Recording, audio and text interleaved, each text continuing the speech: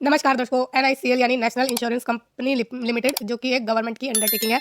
यहाँ से आपके लिए वैकेंसीज आई हैं और पोस्ट जो है आपकी वो है एडमिनिस्ट्रेटिव ऑफिसर और 274 यानी 274 आपकी टोटल इसमें वैकेंसीज है। डिफरेंट पोजीशन है, इसमें सारी पोजीशन देखेंगे। उनके लिए आपको क्या एलिजिबिलिटी चाहिए अप्लाई करने के लिए और इसका सिलेक्शन प्रोसीजर क्या है, कब तक आपको जो है अप्लाई करना है, कैसे अप्लाई करना है, आपकी एज लिमिट, सारी चीज़ें हम इस वीडियो में डिस्कस करेंगे। वीडियो को एंड तक देखिएगा। चलिए शुरू करते हैं। तो जैसा कि मैंने आपको बताया कि ये आपकी 274 टोटल वैकेंसीज है और स्केल 1 कार्डर की है, ठीक है। और बात करें कि कब तक आपको अप्लाई करना है, लास्ट डेट की, तो 22 जनवरी तक आप इसमें अप्लाई करेंगे और बाकी जो आपके एग्जाम वगैरह हैं उनकी डेट आपको बता दी जाएगी, ठीक है। अब आगे बात करें कि कौन कौन सी वैकेंसीज हैं और किस किस कैटेगरी के लिए कितनी वैकेंसीज है वो देख लेते हैं। तो जो डिसिप्लिन है डॉक्टर या स्पेशलिस्ट MBBS, उसमें टोटल 28 आपकी पोजीशन है, ठीक है, वैकेंसीज है उस। और जो लीगल का है उसमें 20 है, फाइनेंस में 30 है, एक्चुअरियल में 2 है, इन्फॉर्मेशन टेक्नोलॉजी में 20 है, ऑटोमोबाइल इंजीनियर्स में आपकी 20 है, हिंदी राजभाषा ऑफिसर्स में आपकी 22 है। और इन सारी मैच से आपकी 57 अनरिजर्व के लिए है, 33 OBC के लिए है, 26 SC के लिए है, 12 ST के लिए है और आपकी EWS के लिए 14 है, ठीक है। बाकी हॉरिजॉन्टल जो आपका रिजर्वेशन होता है वो आपको PWD को दिया गया है। अब डिसिप्लिन जर्नलिस्ट की बात करें, नंबर ऑफ पोस्ट इसमें 130 है और बैकलॉग में 2 वैकेंसीज उन्होंने रखी है, ठीक है। और 130 में से 68 अनरिजर्व के लिए है, 24 आपकी OBC के लिए है, SC के लिए 18 है और ST के लिए आपकी 7 है और EWS के लिए 13 है, ठीक है। बाकी हॉरिजॉन्टल रिजर्वेशन दिया गया है। अब आगे बात करें तो इनकी जो है हम क्वालिफिकेशन देखेंगे, ठीक है। एजुकेशनल क्वालिफिकेशन क्या रहने वाली है। अमेलमेंट बेनिफिट अगर पहले ही देखें तो जो आपकी स्टार्टिंग बेसिक पे है वो 50,925 रुपये पर मंथ की, ठीक है। और अप्रॉक्स आपकी जो सैलरी बैठेगी वो 85,000 पर मंथ की बैठेगी, राइट। तो ये आपकी मेट्रोपॉलिटन सेंटर्स के लिए है। Other benefit such as pension under new pension scheme और gratuity, LTS, medical benefit, accident insurance etcetera shall be as per rule in force in the company at the time of appointment. तो आपको other benefit भी इसके अलावा मिलने वाले हैं। तो अच्छी खासी सैलरी इसमें आपकी बैठेगी।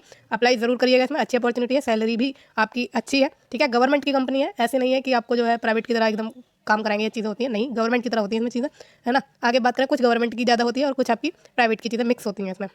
अब एजुकेशन क्वालिफिकेशन की बात करें तो डॉक्टर MBBS के लिए आपको MBBS या MD या MS या फिर PG आपकी अगर है मेडिकल डिग्री तो आप इसमें अप्लाई कर सकते हैं। या फिर अगर आपने कोई इक्विवेलेंट फॉरेन डिग्री ली है which are recognised as such by National Medical Commission, formerly से जाना जाता था Medical Council of India with the prescribe benchmark, ठीक है। अगर फॉरेन डिग्री आपने कोई ले रखी है और वो आपकी जो है रिकॉग्नाइज्ड है नेशनल मेडिकल कमीशन से तो आप इसमें फॉर्म भर सकते हैं। फर्दर मोर बात करें तो द कैंडिडेट मस्ट भी holding valid registration from national Medical commission, तो आपका रजिस्ट्रेशन भी होना चाहिए नेशनल मेडिकल कमीशन से या किसी स्टेट मेडिकल काउंसिल से, ठीक है। और इतना ही आपका इसमें मांगा है, इसमें कोई एक्सपीरियंस इसमें आपसे नहीं मांगा। तो without experience you can apply for the doctor MBBS post, ठीक है। लीगल की बात करें तो आपकी ग्रेजुएशन या पोस्ट ग्रेजुएशन होनी चाहिए लॉ में और कम से कम 60% मार्क्स होने चाहिए in either of the degree examination. या तो आपके ग्रेजुएट में हो, ग्रेजुएशन में 60% मार्क्स हो या पोस्ट ग्रेजुएशन में 60% मार्क्स हो। ये जनरल कैटेगरी के लिए है और SC ST के लिए 5% का रिलैक्सेशन यानी 55% इन्होंने मांगी है परसेंटेज। फाइनेंस की चार्टेड अकाउंटेंट हो या फिर कोस्ट अकाउंटेंट की डिग्री हो या फिर आपने BCom की है या MCom की है और उसमें आपके 60% मार्क्स है अगर आप जनरल कैटेगरी से हैं और 50% मार्क्स हो, 55% मार्क्स हो अगर आप SC ST कैटेगरी से हैं, ठीक है। एक्चुअरियल की बात करें तो बैचलर या मास्टर की डिग्री अगर आपकी है इन स्टैटिस्टिक्स, मैथमेटिक्स या एक्चुअरियल साइंस में या एनी अदर क्वांटिटेटिव डिसिप्लिन में तो आप इसमें फॉर्म भर सकते हैं। और इस डिग्री में आपको 60% मार्क्स होने चाहिए अगर आप जनरल कैटेगरी के हैं, 55% मार्क्स होने चाहिए अगर आप SC ST कैटेगरी को बिलोंग करते हैं, ठीक। फिर इन्फॉर्मेशन टेक्नोलॉजी की बात करें तो BE होनी चाहिए या फिर BTech या ME या MTech इन कंप्यूटर साइंस या फिर आपकी इन्फॉर्मेशन टेक्नोलॉजी में या मास्टर ऑफ कंप्यूटर एप्लीकेशन आपने की हो, वही परसेंटेज ऑफ मार्क्स है इसमें कि फिर 60 for general category and 55 for SC and ST categories, ठीक है। ऑटोमोबाइल इंजीनियरिंग की बात करें तो BE या BTech या ME या MTech इन ऑटोमोबाइल इंजीनियरिंग में आपकी होनी चाहिए, परसेंटेज ऑफ मार्क्स इसमें सेम है। फिर जर्नलिस्ट ऑफिसर्स की बात करें तो इसमें आपको ग्रेजुएट होना चाहिए या पोस्ट ग्रेजुएट होना चाहिए किसी भी स्ट्रीम में, और या तो आपके ग्रेजुएट में 60% मार्क्स हो या आपके पोस्ट ग्रेजुएट में 60% मार्क्स हो अगर आप जनरल कैटेगरी से हैं, और अगर आप SC ST से बिलोंग करते हैं तो आपके 55% होने चाहिए इन दोनों में से किसी एक डिग्री में, ठीक है। और किसी भी डिसिप्लिन से आपकी ये डिग्री चलेगी इसमें अप्लाई करने के लिए, इस पोस्ट के लिए अप्लाई करने के लिए ध्यान रखिएगा। किसी भी डिसिप्लिन में किसी भी डिसिप्लिन से अगर आपने अपनी ग्रेजुएशन या पोस्ट ग्रेजुएशन की है उसमें 60% मार्क्स है या 55% मार्क्स है फॉर कैटेगरीज तो आप इसमें अप्लाई कर सकते हैं। फिर नेक्स्ट पोजीशन आपकी हिंदी राजभाषा ऑफिसर। अब master degree from recognised university in Hindi with English as compulsory या इलेक्टिव सब्जेक्ट और as medium of examination at the degree level with 60% marks. तो आपने मास्टर डिग्री करी है हिंदी में तो उसके साथ आपकी इंग्लिश जो है आपका कंपलसरी या इलेक्टिव सब्जेक्ट होना चाहिए या फिर इंग्लिश आपका मीडियम ऑफ एग्जामिनेशन हो आपकी डिग्री के लेवल पर, ठीक है। मास्टर डिग्री में आपने जो आपका मीडियम ऑफ एग्जामिनेशन है, जिस भी मीडियम में आपने अपने एग्जाम दिए हैं वो आपका इंग्लिश होना चाहिए अगर आपने हिंदी में मास्टर डिग्री करी है। और इसमें आपके 60% मार्क्स जरूर होने चाहिए अगर आप विदाउट कैटेगरी है, मतलब नॉन कैटेगरी है, जनरल कैटेगरी है, अनरिजर्व्ड है, और 55% मार्क्स होने चाहिए अगर आप SC ST कैटेगरी से हैं। और अगर आपके पास ये वाली क्वालिफिकेशन नहीं है तो आपने अपनी मास्टर डिग्री करी हो इन इंग्लिश और हिंदी आपका एक कंपलसरी या इलेक्टिव सब्जेक्ट या फिर मीडियम ऑफ एग्जामिनेशन हो आपकी डिग्री लेवल पर और सेम परसेंटेज ऑफ मार्क्स आपका होना चाहिए। या फिर अगर आपने हिंदी या इंग्लिश के अलावा किसी और सब्जेक्ट में अपनी मास्टर डिग्री करी है और वो जो है हिंदी मीडियम से हो और इंग्लिश आपका एक कंपलसरी सब्जेक्ट हो या इलेक्टिव सब्जेक्ट हो या फिर मीडियम ऑफ एग्जामिनेशन हो, ठीक है। तो आपने जो भी जिस भी डिसिप्लिन में करी है अपनी मास्टर डिग्री, मान लीजिए आपने करी है पॉलिटिकल साइंस में, ठीक है, तो वो आपका जो है हिंदी मीडियम में होना चाहिए और साथ में आपकी मास्टर डिग्री में इंग्लिश जो है एक कंपलसरी सब्जेक्ट हो या फिर कोई इलेक्टिव सब्जेक्ट हो, या फिर आपने अपनी मास्टर डिग्री यानी पॉलिटिकल साइंस की डिग्री मास्टर की वो इंग्लिश मीडियम में उसके आपने एग्जाम दिए हो, इसका मतलब ये है, ठीक है। तो किसी भी डिसिप्लिन में अगर आपकी मास्टर डिग्री है तो उसके साथ आपकी ये सिचुएशन चलेगी और 60% मार्क्स तो आपके होने चाहिए अगर आप जनरल से हैं और 55% मार्क्स अगर आप कैटेगरी से हैं, ठीक है।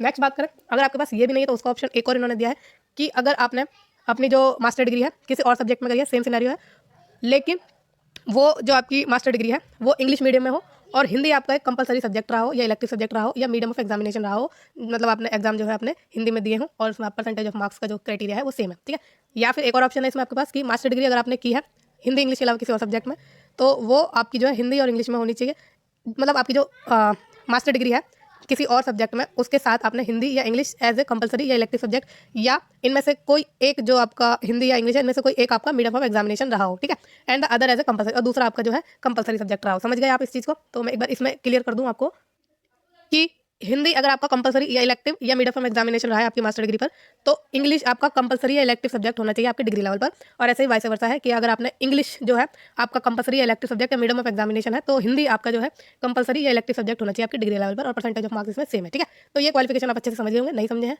तो आप मुझसे कमेंट से पूछ लेना अगर कोई भी डाउट आ रहा हो तो, ठीक।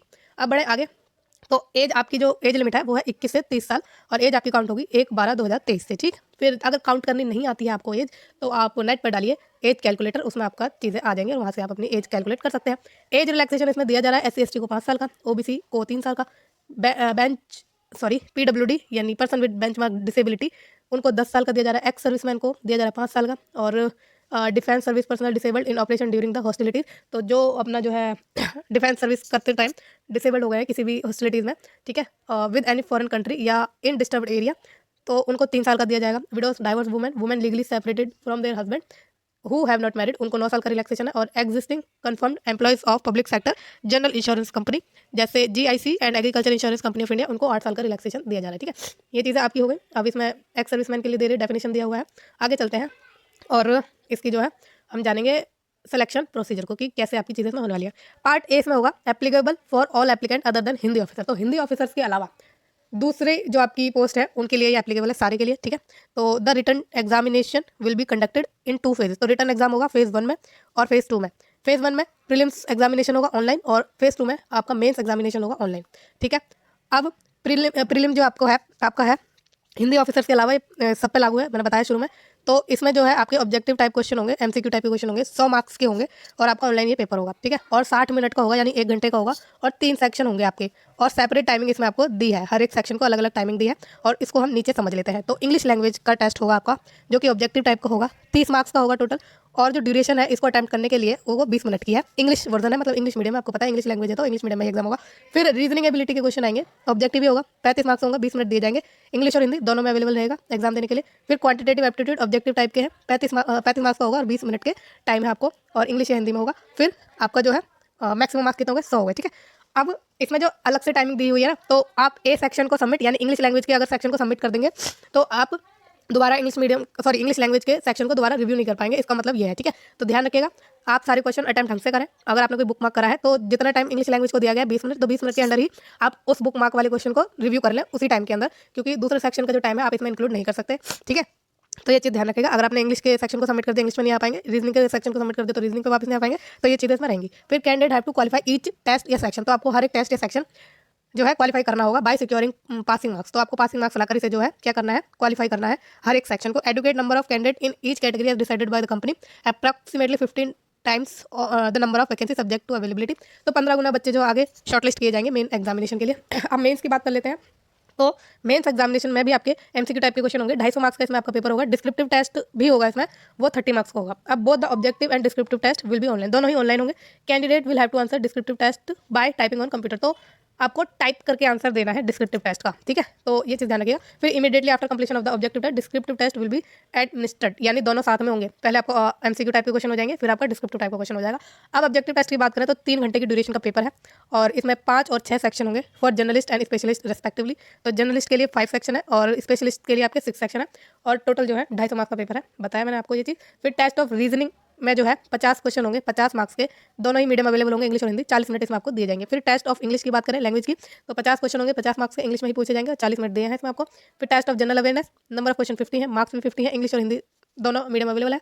फिर 30 मिनट इसमें दिए जाएंगे। फिर नेक्स्ट है आपका क्या, test of computer knowledge, 50 question होंगे, 50 मार्क्स के, हिंदी और इंग्लिश, और 30 मिनट दिए जाएंगे। फिर test of quantitative aptitude 50 question, 50 marks के, इंग्लिश और हिंदी दोनों मीडियम है। फिर 40 मिनट इसमें आपको दिए जाएंगे, टोटल होगा आपके 250 मार्क्स, ठीक है। और आगे चले, अब ये आपका था फॉर जर्नलिस्ट, क्योंकि इसमें आपके 5 सेक्शन है ना। फिर फॉर स्पेशलिस्ट की बात करें तो इसमें आपका टेस्ट ऑफ रीजनिंग आएगा, 40 क्वेश्चन, 40 मार्क्स, इंग्लिश हिंदी दोनों में होगा, 35 मिनट दिए जाएंगे। इंग्लिश लैंग्वेज के test 40 question, 40 marks, English medium है और आपका 30 मिनट दिए जाएंगे। फिर test of general awareness, 40 question, 40 marks, English Hindi medium है, 20 मिनट दिए जाएंगे। कंप्यूटर नॉलेज का टेस्ट है, 40 question, 40 marks, English Hindi medium है, 25 मिनट दिए जाएंगे। Test of quantitative aptitude, 40 question, 40 marks, English Hindi medium, 35 minute दिए जाएंगे। अब इन specialist stream and additional test to assess technical and professional knowledge, तो आपकी टेक्निकल और प्रोफेशनल नॉलेज को टेस्ट करने के लिए आपके रेलिवेंट डिसिप्लिन से क्वेश्चन पूछे जाएंगे। तो उसमें आपके 50 क्वेश्चन होंगे, 50 मार्क्स से, दोनों मीडियम अवेलेबल है, 35 मिनट में दिए जाएंगे और 250 मार्क्स का टोटल पेपर है। डिस्क्रिप्टिव टेस्ट की बात करें तो 30 मिनट का है और 30 मार्क्स का है ये, ठीक है। और इंग्लिश लैंग्वेज का टेस्ट है जिसमें ऐसे आएगा 10 मार्क्स का और प्रिसाइज आएगा 10 मार्क्स का, कॉम्प्रिहेंशन आएगी 10 मार्क्स की, ठीक है। तो इस तरह से है। फिर descriptive test will be in English and will be conducted through online mode. मैंने बता ही दिया आपको कि ऑनलाइन मोड आपका ये जो है टेस्ट होने वाला है। कंप्यूटर टाइपिंग इसमें आपकी होगी, आपको टाइप करके अपने आंसर लिखने हैं। Candidate will be required to obtain minimum score for each section, तो हर एक सेक्शन के लिए आपको सेपरेटली जो है मिनिमम स्कोर करना है। अब separately of objective test for shortlisting for the descriptive test evaluation. So that is the descriptive answer script would be evaluated only in respect of those candidate who qualify the objective test. तो आपको securely हर एक section से अपना qualify करना है descriptive test के question को जो है इवेलुएट कराने के लिए। आपका डिस्क्रिप्टिव टेस्ट का पेपर तभी चेक होगा जब आप अपने ऑब्जेक्टिव टेस्ट को क्वालिफाई कर जाएंगे मेंस के, ठीक है। अब depending on the number of vacancies cut off will be decided for descriptive papers evaluation. There will also be separate cut off marks for descriptive test. तो आपकी जो कट ऑफ है वो डिसाइड की जाएगी डिस्क्रिप्टिव पेपर के evaluation से, ठीक है। सेपरेट कट ऑफ मार्क्स दिए जाएंगे डिस्क्रिप्टिव टेस्ट में और the descriptive test will be qualifying in nature. फिर इसमें डिस्क्रिप्टिव टेस्ट जो है क्वालिफाइंग इन नेचर बोला है इन्होंने, और and the marks secured in descriptive test will not be counted toward the shortlisting for interview और फाइनल सिलेक्शन। तो फाइनल सिलेक्शन के लिए डिस्क्रिप्टिव टेस्ट का कोई रोल नहीं है। Each candidate will be required to obtain minimum total score, ठीक है। मिनिमम टोटल स्कोर तो आपको ऑब्वियसली करना ही है, बाकी कट ऑफ रेडी होती है in the objective and qualifying in the descriptive test for shortlisting for the interview, ठीक। पेनल्टी फॉर रॉन्ग आंसर भी होगा इसमें, तो हम देख लेते हैं। Objective test except on English language will be bilingual, तो ये तो है। फिर all the question will be objective type, okay, choice out of 1, okay. तो इसमें सीधा हम देख लेते हैं कि applicable to both and premium, तो दोनों ही इसमें होगा, प्री में भी होगा, मेंस में भी आपकी नेगेटिव मार्किंग होगी। अब कितनी होगी वो हम देख लेते हैं एक बारी। तो आपके जो है 1/4 इसमें नेगेटिव मार्किंग होगी, ठीक है, यानी 25% नेगेटिव मार्किंग है इसमें। आगे बात करें, the descriptive English test will be conducted online mode, okay. Question will be displayed on the screen on the computer, answer are to be typed using the keyboard before the start of typing answer to the question. To question in descriptive paper, please check all keys function of the keyboard, ठीक है, okay. The candidate will get 30 minute to answer the question. तो आपको जो है keyboard check कर लेना है कि सारी कीज परफेक्टली काम कर रही है और आपको टाइपिंग के थ्रू ही ये पेपर अटेम्प्ट करना है, ठीक है। नेक्स्ट बात करें तो आपको अपना खर्चा खुद ही उठाना पड़ेगा एग्जामिनेशन का, इसमें चीज लिखी हुई है। अब ये जो आपका पार्ट बी है ये है applicable for Hindi officers only, तो हिंदी ऑफिसर्स के लिए अलग इसमें एग्जामिनेशन पैटर्न है, वो हम देख लेते हैं। तो इसमें द ऑनलाइन रिटर्न एग्जाम होगा 3 घंटे 30 मिनट का, 3.5 घंटे का, ठीक है। और ये कंडक्ट होगा सिंगल फेज में फॉर हिंदी राजभाषा ऑफिसर्स का। फिर इसमें आपसे जो टेस्ट ऑफ कंपोनेंट है, ठीक है, वो है टेस्ट ऑफ रीजनिंग, यानी रीजनिंग का टेस्ट होगा। 40 क्वेश्चन पूछे जाएंगे, 40 मार्क्स के, हिंदी और इंग्लिश मीडियम है, 35 मिनट दिए जाएंगे। जनरल अवेयरनेस के क्वेश्चन होंगे 40 question, 40 marks, English Hindi medium, 25 minute दिए जाएंगे। इंग्लिश लैंग्वेज के टेस्ट में 40 क्वेश्चन, 40 मार्क्स, इंग्लिश में होगा 35 मिनट। फिर टेस्ट ऑफ ट्रांसलेशन होगा English to Hindi and Hindi to English, जिसमें 40 क्वेश्चन होंगे 40 मार्क्स के, और इसमें आपको सेपरेट टाइम, मतलब मीडियम इसमें बताया नहीं है, तो अब आपको पता है कि इंग्लिश से हिंदी में करना है, हिंदी से इंग्लिश करना है, तो इसमें जरूरत भी नहीं है बताने की। फिर 25 मिनट इसमें आपको दिए जाएंगे। अब test of Hindi and English grammar होगा, वो कैप का टेस्ट होगा, knowledge of act rules regarding official language implementation, ठीक है। तो ये टेस्ट आपका होगा कि आपसे आपकी नॉलेज टेस्ट की जाएगी एक्ट और रूल की, जो कि ऑफिशियल लैंग्वेज इंप्लीमेंटेशन से रिलेटेड होगी, और बाकी आपकी हिंदी और इंग्लिश की ग्रामर और वोकैब का टेस्ट होगा। तो इसमें 40 क्वेश्चन होंगे इसके और 40 मार्क्स के होंगे, इंग्लिश और हिंदी दोनों मीडियम अवेलेबल है, 30 मिनट का होगा। फिर टेस्ट ऑफ हिंदी लैंग्वेज, जिसमें ऐसे प्रिसाइज और कॉम्प्रिहेंशन और लेटर राइटिंग होगी। डिस्क्रिप्टिव टाइप का पेपर है ये, 4 क्वेश्चन होंगे 50 मार्क्स के, और हिंदी मीडियम है ऑफकोर्स, 60 मिनट इसमें है आपके लिए सेपरेटली, 250 मार्क्स का टोटल पेपर है, ठीक है। अब जो हिंदी लैंग्वेज है सेक्शन 6 आपका, ठीक है, इसका जो टेस्ट है उसमें ऐसे के 20 मार्क्स है, प्रिसाइज के आपके 10 मार्क्स है, कॉम्प्रिहेंशन के 10 मार्क्स है, और लेटर राइटिंग के भी 10 मार्क्स है, ठीक है। अब descriptive test of Hindi language will be conducted only through online mode, ये भी आपका ऑनलाइन मोड से होगा, और question will be displayed on the screen of computer, answer typed using the keyboard. तो हिंदी की टाइपिंग भी शायद आपको इसमें आनी चाहिए, क्योंकि इसमें आपका जो टेस्ट है वो टाइपिंग के थ्रू लिया जा रहा है। For Hindi typing the candidate should have knowledge of the following keyboard layout. In script आपको आना चाहिए और रेमिंगटन गेल आपको आना चाहिए। Before start of typing answer to questions in descriptive paper please check all key function of the keyboard. ठीक, the candidate will get 60 minute. Each candidate will be required to obtain minimum score for each section separately to be eligible for shortlisting for the interview. तो आपको separately हर एक section में minimum तो score करना ही है, ताकि आप इंटरव्यू तक पहुंच जाए और सीवी क्रॉस कर जाए। ठीक है, मतलब जॉब ले लें। फिर पेनल्टी फॉर रॉन्ग आंसर की बात करें तो इसमें पेनल्टी भी है 1/4 की of the marks assign to the that question will be deducted. ठीक है, तो अब ये ऑब्जेक्टिव टेस्ट के लिए नेगेटिव मार्किंग है। The company reserve the right to modify. Okay, आगे बढ़ते हैं सीधा। एप्लीकेबल है सभी कैंडिडेट के लिए। Candidate will have to appear for the online examination at their own expenses. अब ये सारी चीज़ आपकी है, वैलिड कॉल लेटर वगैरह, बायोमेट्रिक डाटा, सारी चीज़ें हम इसमें कवर कर चुके हैं। ठीक है, तो एज लिमिट भी मैंने बता दी। अब एप्लीकेशन फीस की बात कर लेते हैं। तो इसमें जो एप्लीकेशन फीस लगेगी SC ST PWD को 250 रुपये की देनी होगी, और कैंडिडेट और जो अदर कैंडिडेट है उनको 1000 रुपये की देनी है। ठीक है, ये आपकी फ़ीस है। अब ये आपके सारे क्या है, सेंटर है एग्ज़ाम के, इनमें आपका एग्ज़ाम हो सकता है। अब examination centre for phase 2 and for Hindi राजभाषा विल बी लिमिटेड। तो ये चीज़ें एग्जामिनेशन से रिलेटेड है आपकी। हाउ टू अप्लाई का सेक्शन आ चुका है, तो हम इसमें ऑलमोस्ट सारी चीज़ें डिटेल से कवर कर चुके हैं। अगर आपके पास कोई डाउट है, आप मुझसे कुछ भी पूछना चाहते हैं, तो आप मुझसे पूछ सकते हैं। बाकी आपको ये वीडियो कैसी लगी है मुझे कमेंट के द्वारा जरूर बताइएगा, और चैनल को लाइक शेयर और सब्सक्राइब करना ना भूलिएगा। Thank you so much.